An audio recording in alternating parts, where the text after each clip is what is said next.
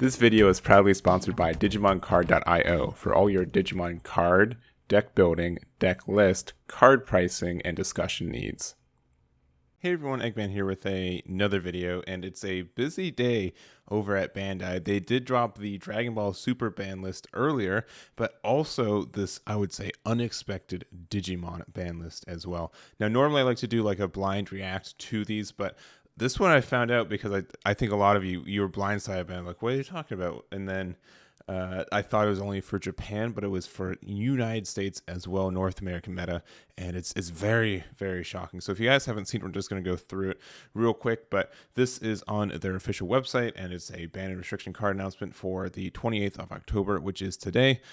Let's see, and banned cards you can include in deck, limited or restricted cards you can only have one.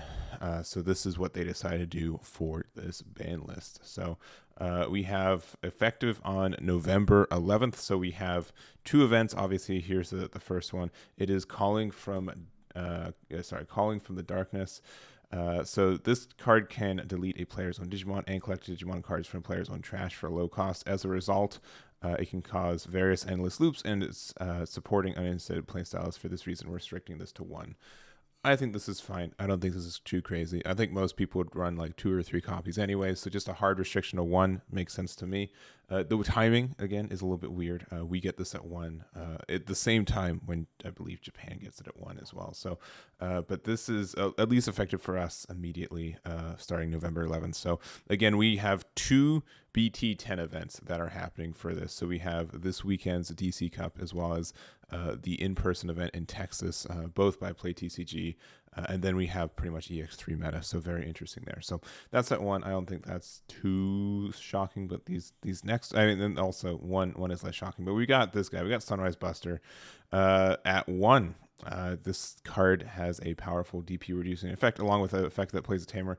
Therefore, the intended output of this card's effect is greater than intended. For some decks, we limit it to 1. So this one I think is really interesting. I don't think a lot of people expected this to be hit of all cards. Obviously, it is strong for playing a tamer and popping stuff for 5. I think it is a strong effect, but yeah, geez. Then next, this one we knew as well. Duro Gray. This was banned or limited in Japan. Also, literally, Alphamon just stomped in the DC1 tournament in Latin America this past weekend as well. Got 4 places of the top 16 as well as getting first place. So I think they're like, okay, fine, we'll limit to 1. So as they did one with X Anti-Bias trait, multiple copies can be easily placed in the bottom as dilution cards of a Digimon by other effects that gain security attack +1. Furthermore, when Digivolving, it has a powerful defensive effect that prevents other effects from deleting it or reducing its DP until the end of the opponent's next turn to just gain balance. We decided to restrict this to 1 copy per deck. There we go. So, and then we got one more card for you guys, and I think you guys have probably seen it from the thumbnail. It is actually Shoutmon ×4, which is bonkers to me. This is bonkers. This card got released less than a month ago. North American meta got it less time than everyone else because we got, the product delay for this card. And it's just super crazy. It's to 1. I want to hesitate saying this. They are effectively killing off Shoutmon as a deck for BT10 meta and EX3 meta, which is bonkers for me, especially since I don't think it was that good. I don't think it was good enough, at least in this meta, to warrant being limited to 1. Like, it did get some tops in the Latin American tournament, and we'll see if I'm wrong or right, if it was justified for the 2 events that are coming up. But it is a strong card, but I don't know if it's worth being limited to 1 because you are just effectively killing this deck, which is absurd. Due to its effect that allows to reuse cards that are required for an end of attack Digicross, this card can be used for a string of repeated attacks at low cost just by having multiple copies in player's hand. And its on-play effect that gives it a stronger than intended advantage of cross hearts by increasing the number of cards in player's hand.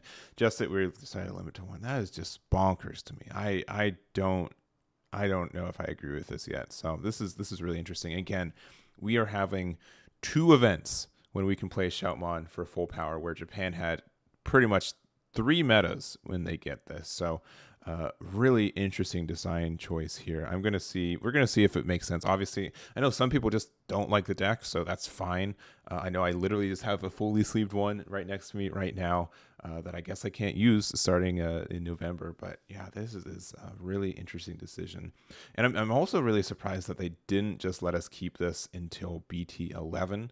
This reminds me when like Eismon was restricted, or like the Yellow Tamer, like the Jet Sophimon. We did get some time to use it before it did get limited, but man, it's thing. And it's also really interesting that they've decided to limit all these cards. They've only banned one card in our game right now. They've only banned the Mega Digimon Fusion, right? So like this is a February list, and this is still the only card they've banned. And I don't know what limiting some of these cards really does besides effectively banning them in a lot of cases, or you get really swingy. Like Hidden Potential discovered for sure. I think this is fine for one of, and Argomon because there's other Digitorptions for 3, so this is just like a good one that you can get in there.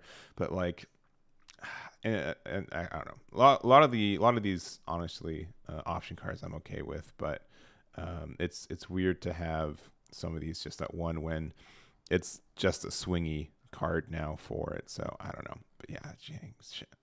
I don't know. What do you guys have to let me know what you guys feel about having Shoutmon x4 at 1 so quickly after release. Everything else, Duragray, that's fine. I think that's warranted.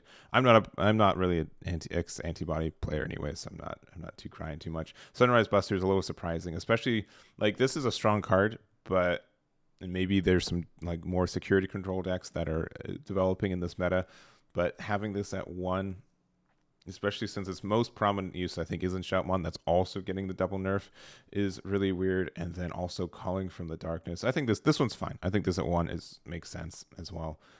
But the Sunrise Buster and the Shoutmon x4, very, very surprising to me, and probably you guys as well. But again, that's going to be it for the video. Let me know what you guys think about this. Let me know if you're happy, you think the meta is going to be more open, or if you're just shocked like I am with these announcements. So again, thank you guys so much for watching. I really do appreciate it. Make sure to check out my top 16 breakdown for the BT10 tournaments that have been happening, and I'll catch you all next time.